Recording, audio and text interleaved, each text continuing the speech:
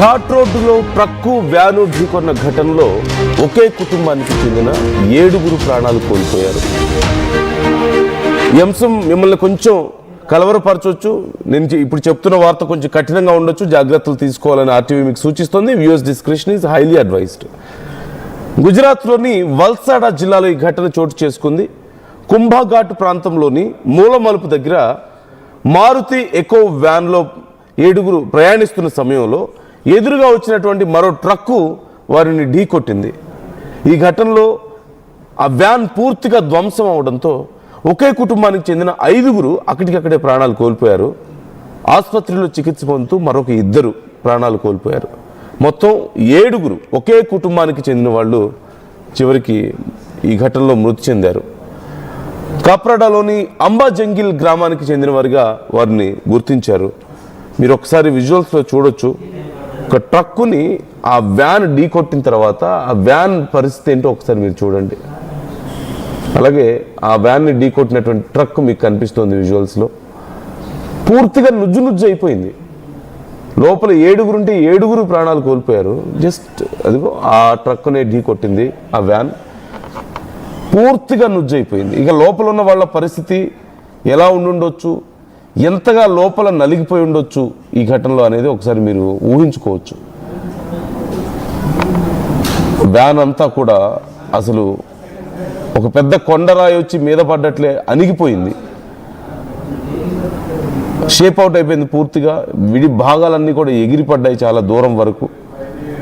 అలాగే వారిని ఆ ఘటన జరిగిన తర్వాత ఆ వ్యాన్లోంచి బయటకు తీయడం కూడా చాలా కష్టమైనట్లుగా తెలుస్తుంది.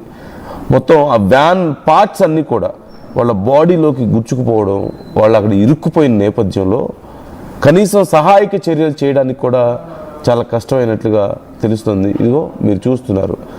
ఆ వ్యాన్ని ఢీకొట్టిన తర్వాత ఆ వెహికల్ వచ్చి అక్కడ పక్కనే ఉన్నటువంటి ఒక పెద్ద కొండ లాంటి ప్రాంతానికి ఢీకొట్టి మళ్ళీ అక్కడ పడిపోవడాన్ని మీరు గమనించవచ్చు.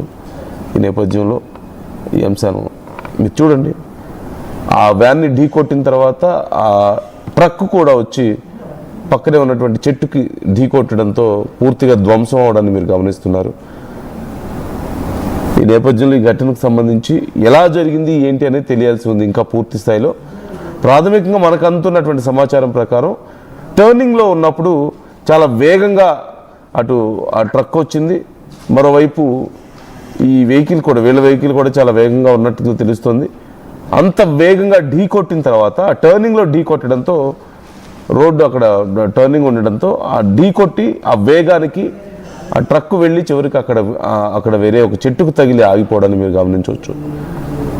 ట్రక్కు ముందు భాగం అంతా కూడా ధ్వంసం అయిపోయింది పూర్తిగా.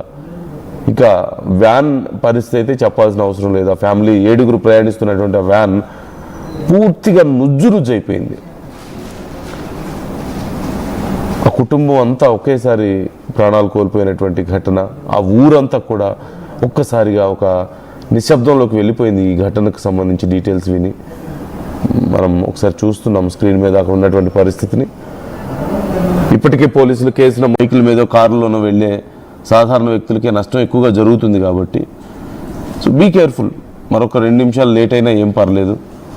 అందులోనూ మీ ఇంట్లో మహిళలు ఉంటారు, చిన్నపిల్లలు ఉంటారు, వాళ్ళు మీతోనే ఆ కారులో కూడా ఉంటారు. ఇదిగో ఇప్పుడు చూడండి 7 ఒకే కుటుంబం అంటే ఎంత దారుణమైన ఘటన ఒకసారి మీరు ఊహించుకోవచ్చు. ఒకవేళ సారీ ఆ కుటుంబంలో ఎవరైనా 1-2 మిగిలి ఉంటే పరిస్థితి ఏంటి? వాళ్ళ పరిస్థితి ఇలాంటి ఒక ఇన్సిడెంట్ని వాళ్ళు జీర్ణించుకోగలుగుతారా?